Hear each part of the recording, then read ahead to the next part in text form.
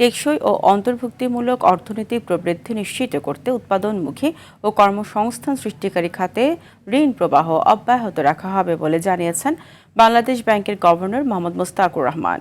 খুলনায় এক মতবিনিময় সভায় তিনি এই কথা বলেন। এ সময় তিনি আরও বলেন, মূল্যস্ফীতি নিয়ন্ত্রণকে সর্বোচ্চ অগ্রাধিকার দিয়ে আর্থিক খাতের স্থিতিশীলতা বজায় রাখার চেষ্টা করা হচ্ছে।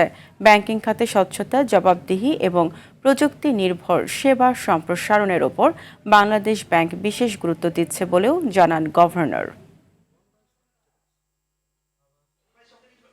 খুব তাড়াতাড়ি আমরা ক্যাশলেস সোসাইটির দিকে যাব, এতে আমাদের অনেকগুলো লাভ হবে।